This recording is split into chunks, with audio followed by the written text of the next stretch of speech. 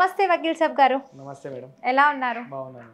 Sir, ఈ మధ్య కాలంలో చూసుకుంటే డివోర్స్ కేసెస్ ఎక్కువైపోతున్నాయి. అసలు డివోర్స్ ఎందుకు చేసుకుంటారు? పెళ్లి చేసుకునేటప్పుడేమో ఆనందంగా పెళ్లి చేసుకుంటారు, కోట్ల డబ్బులు ఖర్చు పెడుతుంటారు లక్షల్లో. మరి ఫైనల్లీ ఒక 1 ఇయర్ 2 ఇయర్ తర్వాత నాకు అతను నచ్చలేదు, ఈమె ఆ అమ్మాయి నాకు నచ్చలేదు అని అంటారు. సో మధ్యలో పిల్లలు బలైపోతున్నారు. అసలు ఫాల్ట్ ఎక్కడుందంటారు? అమ్మాయిలో ఉందా, అబ్బాయిలో ఉందా? అమ్మాయి అబ్బాయి అని కాదు, అసలు తప్పు అనేది వ్యవస్థలో ఉంది. ఏ వ్యవస్థ? పెళ్లి వ్యవస్థ అంటారా? వ్యవస్థ అంటే మనమే. ఏంటి అంటే ఇంతకుముందు కొన్ని మన తండ్రులు మన తాతల వాళ్ళు ఎందుకు కలిసి ఉండేవారంటే ఉమ్మడి కుటుంబాలు ఉండేవి. ఉమ్మడి కుటుంబాల వల్ల వాళ్ళు ఏమంటారు వీళ్ళు ఏమంటారు అని చెప్పేసి భయానికో భక్తికో కలిసి ఉండి పిల్లల కోసం వాళ్ళ జీవితాలను అందరం దారపోసి అట్లా ఆ వ్యవస్థని కంటిన్యూ చేసేవాళ్ళు. ఇప్పుడు ఏముంది, నేను సంపాదిస్తున్నా నువ్వు సంపాదిస్తున్నావు, నేనేం తక్కువ తిన్నావు నువ్వేం తక్కువ తిన్నావు. ఈ సందర్భంలో వాళ్ళంతకు వాళ్ళ ఈగో ఎక్కువైపోయి భార్యాభర్తల మధ్యలో తగాదాలు రావడం, కోట్లలో కూడా వేల కొద్దికి కేసులు ఒక హైదరాబాద్ నగరంలోనే వేల కొద్దికి కేసులు పెండింగ్ లో ఉన్నాయి. ఏంటి సొల్యూషన్ అంటే చిన్న దానిలకు, చిన్న మనస్పర్ధలకు, ఇల్లు క్లీన్ గా లేదని, ఇల్లు బాత్రూమ్లు క్లీన్ గా లేనవని, బట్టలు ఐరన్ చేయలేవని, పిల్లలకు ఫుడ్ నువ్వు తినిపిస్తలేవని, పిల్లలకు ఫుడ్ నేను తినిపి స్కూల్కి నువ్వు తీసుకుపోవాలని, మార్నింగ్ లేసలేవని, ఫోన్ ఎక్కువసేపు పట్టుకుంటున్నావని, అన్ని చిన్న ఇవన్నిటికి సొల్యూషన్ ఏంటి అంటే కూర్చొని మాట్లాడుకుంటే అయిపోయే దానిని వాళ్ళు సాగా తీసుకుంటా కోర్టుల ద్వారా పోలీస్ స్టేషన్ల ద్వారా నేనేం తక్కువ తిన్నాను, నువ్వేం తక్కువ తింటావు, నువ్వేం తక్కువ తిన్నా. నేను కొంతమంది వ్యూవర్స్ కమెంట్ పెడుతుంది ఏంటంటే, ఇప్పుడు మేము కూర్చొని పరిష్కరించుకున్నా కూడా ఈగోలు ఎక్కువైపోతున్నాయి, పోనీ అని నేను తగ్గినా వాళ్ళు తగ్గట్లేదు అంటున్నారు. మరి అలాంటప్పుడు ఏం చేయాలని ఒక ఆవిడ అడుగుతున్నారు కింద కమెంట్ రూమ్.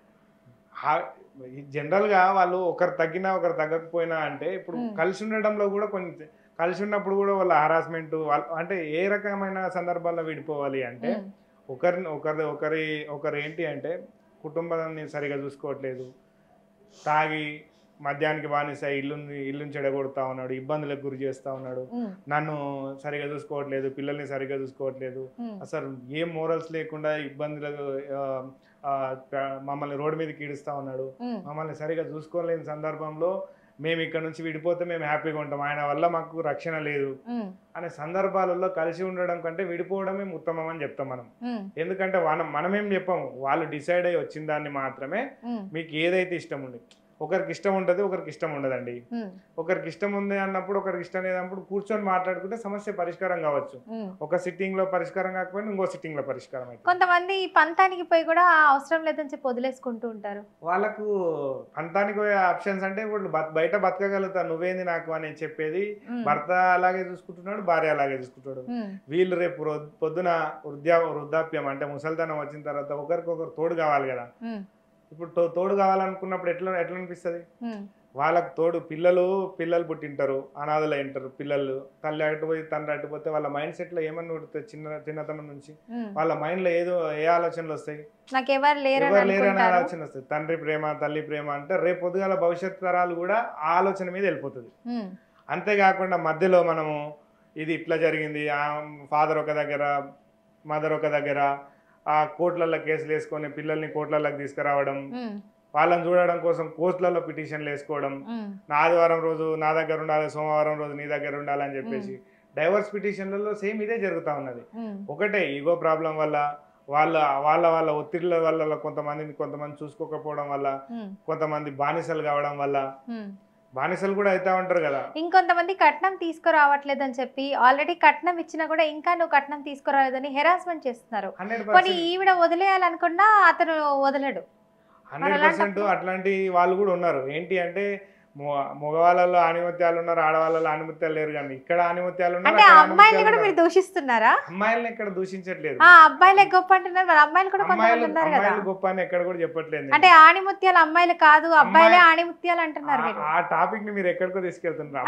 మీరు చెప్పింది కదండి, అబ్బాయిలలో అలాగే ఉన్నారు, అమ్మాయిలలో అలాగే ఉన్నారు. ఎందుకంటే 2 చేతులు కొడితేనే చప్పట్లు వస్తాయి. ఇప్పుడు కరెక్ట్ గా చెప్పారు.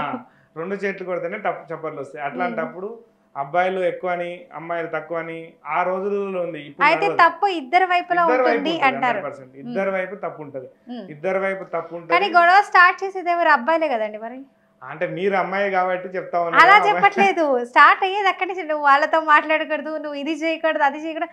అంటే ఇప్పుడు ఒక 20 ఇయర్స్ ఒక దగ్గర పుట్టిన అమ్మాయి సడన్లీ పెళ్లి చేసి వేరే వాళ్ళ ఇంట్లో ఉండి సడన్లీ అలవాట్లన్నీ చేంజ్ చేసుకోవాలంటే కొంతమందికి కష్టమే కొంచెం కదా. మరి మారడానికి అలాంటి టైం వాళ్ళ పడుతుంది. సిచ్యువేషన్ ఏంటి? కొంచెం మారడానికి టైం పడుతుంది. అక్కడ అబ్బాయి అన్న ఓపికతోటి మాట్లాడాలి, ఇక్కడ అమ్మాయి అన్న ఓపిక ఇక్కడ అప్పుడు ఓపిక లేనిది ఎవరికి? అబ్బాయిలకే కదా.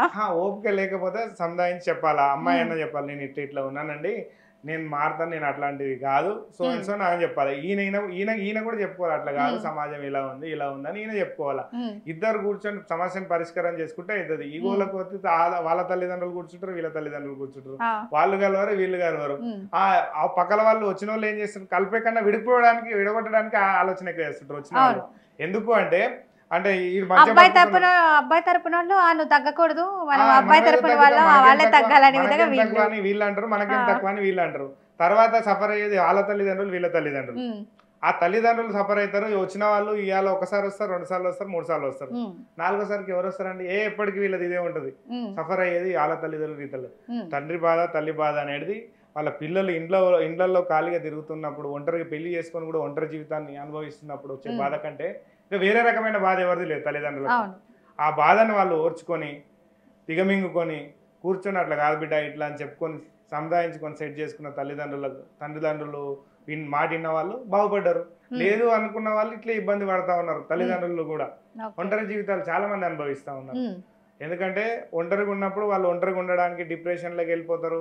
ఆ జీవితాన్ని నాకు అంటే డివోర్స్ అయిందని చెప్పి జీవితంలో డివోర్స్ ఒకటే ప్రాబ్లం ఏం కాదు కదండి, అంతే కదా.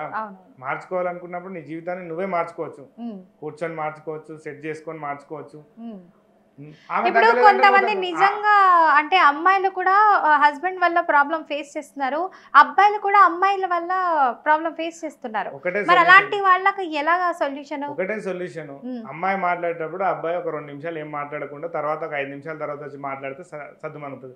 అబ్బాయి మాట్లాడేటప్పుడు అమ్మాయి కూడా పక్కకి వెళ్ళిపోయి ఈ చెవులు వెళ్ళిపోతేనే జీవితం మొత్తం సమానం ఉంటుంది.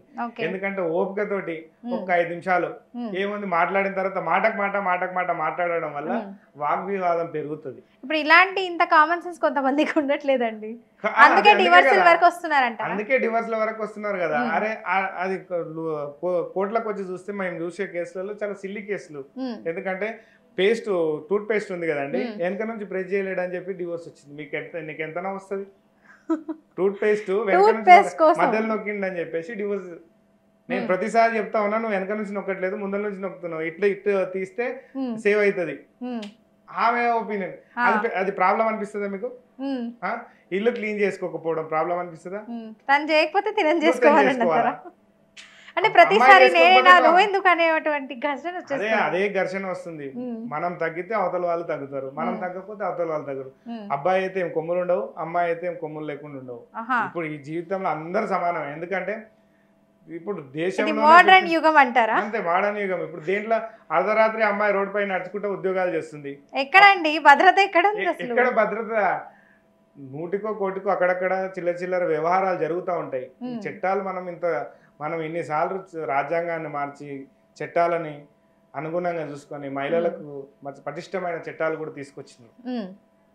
దాని ప్రకారంగా మనం నడుస్తూ ఉన్నాయి. అంతేకాకుండా ఎవరు ఎక్కువ కాదు, ఎవరు తక్కువ కాదు.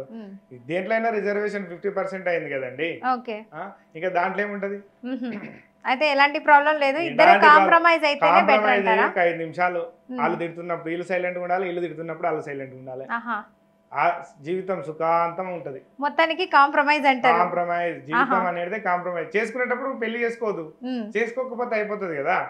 ఈ కాంప్రమైజ్ కాలేను అన్నప్పుడు నువ్వు ఒంటరి జీవితాన్ని అనుభవించాలా? మీరు ఎప్పుడు ఇలాంటివి ఫేస్ చేయలేదా మీ ఇంట్లో? నేనేం చెప్తున్నా, నేను అదే ఆ కాంప్రమైజే అవుతా.